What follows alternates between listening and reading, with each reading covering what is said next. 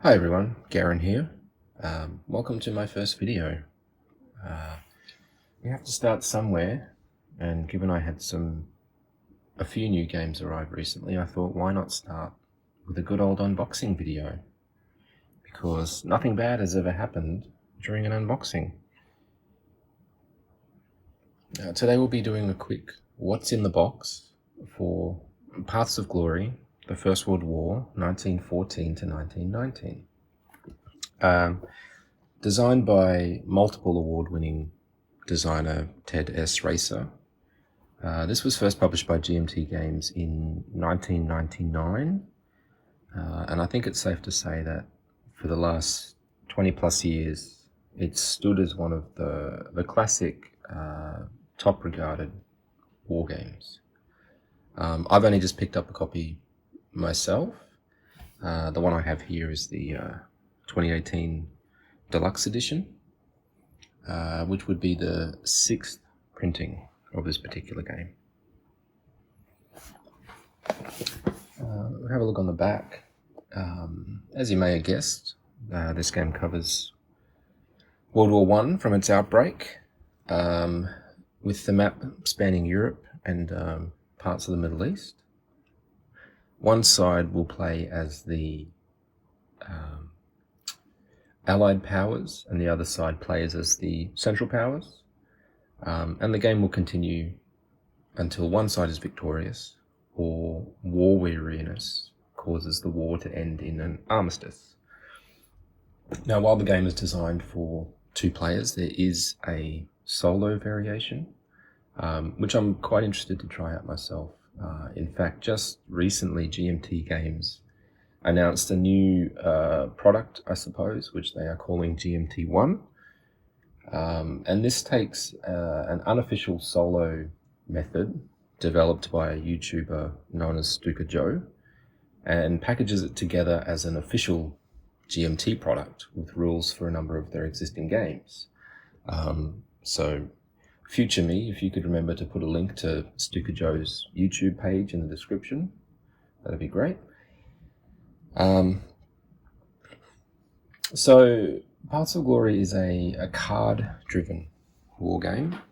I think there's an example of a card on the back here,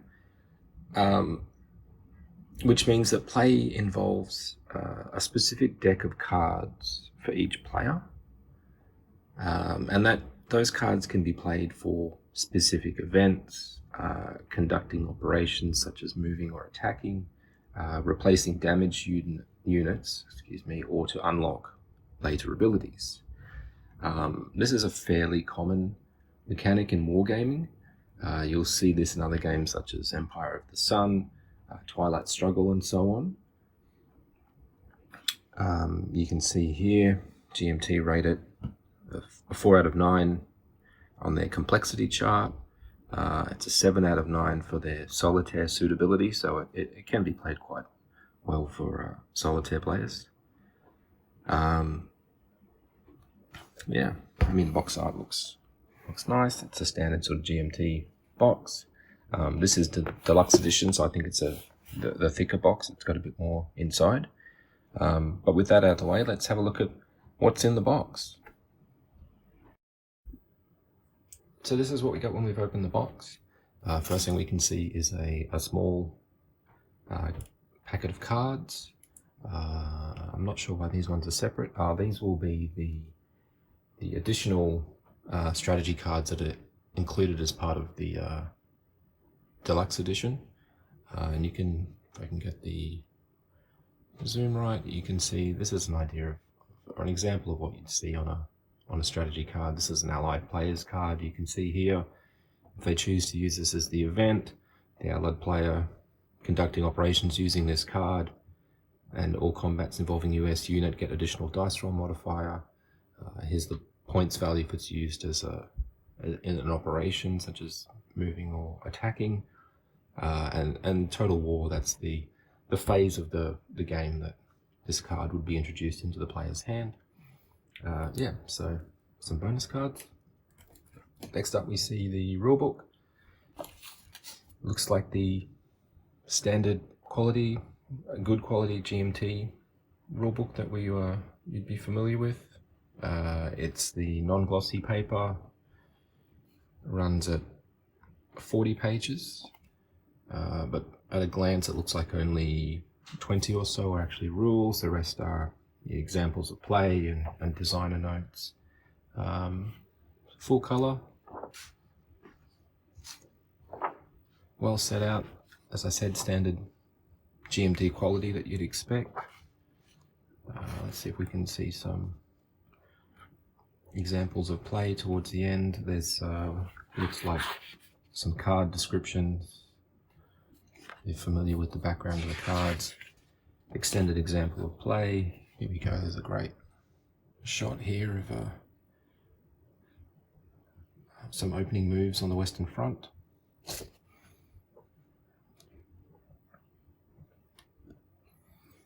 Great. Next up, what we've got here looks like some player aid cards. I have two player aid cards here. Obviously one for each player, so they don't have to share. Terrain effects chart. You know what the different terrain types on the board have an effect on movement and combat, so on. I do know that Paths of Glory, the units that you use will be either army units or core units. They have different values when it comes to combat. Sequence of play, peace terms. On the back here we've got replacement costs, victory points, standard player aid so that everybody knows what they're doing. Printed on just a thin cardboard. Again, it's all very standard, good quality GMT product. We've got a reinforcement card, one for central powers, one for allied powers. That looks like it's a shared sheet. Don't know if that's one-sided. We've got a war status track. Again, only one shared between the central powers and allied powers. Looks like it's showing restrictions on when certain events can be played. You can see you've got the different phases: mobilization, limited war, total war, that progress through the game. I assume this is what card events will be available in those phases, and any restrictions on when they can be played, and then the total war status that's available for those cards, and the individual cards there. This one's not single-sided, so it looks like there's a victory points track here that players can track through the game. Haven't played the game myself, so I'm not sure where this would be useful, but it obviously looks like there may be some accounting to be done for the victory points. Next up, counter sheets. We've got only two counter sheets. It's probably right for a game this size, this complexity level. Again, good quality GMT. That's not going to zoom in too well, but it's the thick cardboard counters. Everything's printed well, centered nicely. I would assume that these are obviously the German units. This is Central Powers, Austria-Hungary, Italy, Turkish units. BR is likely British. We'll keep going down. There's some French, Russian, some more Germans, Turkish again, Austria-Hungary, some event markers, control markers. Yeah, looks great. Second sheet, more event markers. These will be the fort levels, so you can place chits onto the map to indicate forts. So we've got fort level 1, flip of the card over, you'll have fort level 2. Some more counters down the bottom here as well. Oh, there we go. Look at this. There's the Australians.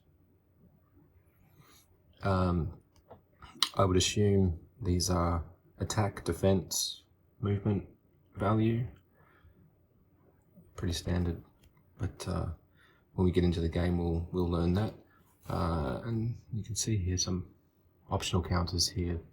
Again, they are included as part of the deluxe edition. I think as the game's been played over the years, there's been some additions, some suggested counters to include that are added into this. This will be the map, probably a little too large for me to unfold here, so I'll have to find somewhere else to set that up. We have the Allied deck, so these are the strategy cards for the Allied player. And we've got Central Powers deck. So same thing, strategy cards for Central Powers. Here we see the Guns of August. May only be played on the first action round of the August 1914 turn. And that can be used to set the game. We have usual GMT extra bags, 2 dice, grey and a blue, Allied Powers, Central Powers, and that's it. It's great. So let's find something we can set up this map. And here is the map. I've had to lay this out over the top of another of my game maps. Parts of Glory, the deluxe edition actually comes with a double-sided map. This is the standard map. As you see, we've got Europe here, the Middle East as a separate focus area, and all the sort of tracks you'd expect to see. We've got the mandated offensive track for the Allied players, replaceable units box, a round chart, general records track, things to track events during the game. At the top here we've got the turn track, reserve boxes, terrain key, give you an idea of what you'd expect to see in the game. If we focus in on, well, let's say that's Belgium, we can see here we've got these symbols indicate fort locations. We've got just an Allied control area. We've got the red border indicates that that's a victory point location. Up here in Germany, this color indicates that starts as a Central Powers controlled area. There's some ports here. Movement lines are these lines between the boxes. This is a point-to-point map. A lot of war games will have a hex-based map. This one uses point-to-point. Actually, if we have a look underneath, I've got the map for another game which does use a hex base. Apologies for the light there. So there's a standard hex-based map, but yeah, this one is a point-to-point. So looks good, thick cardboard, standard size map. But let's flip it over and have a look at the deluxe side. So this is the deluxe version of the map. I have to say I do prefer this one. I love the coloring. You can clearly see French, German, Italian areas of the board, Austria-Hungary.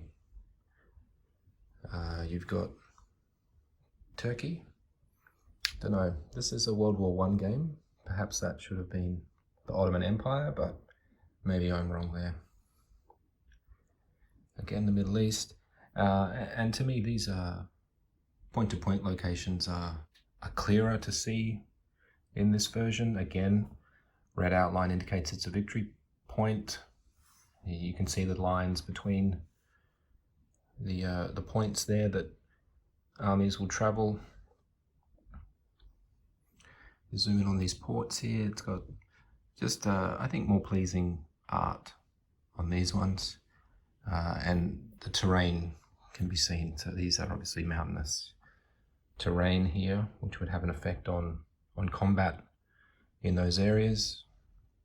But we see all the usual markers and tracks that we'd expect to see here. We've got, again, terrain key, reserve holding boxes. If we come across on this side, we've got our 10 records track, general records track. But yeah, the deluxe version of the map, I think that's definitely my favorite. So that is what's in the box for Parts of Glory. I am very interested in playing this one, particularly with the GMT1 official rule set on its way. I'm not sure how far off that is, so I may need to break into this one sooner. I can see down here there's a few scenarios included in the game with a introductory one, so that's probably where I need to start with this. But that's it. Thank you so much for watching, and I hope to see you in the next one.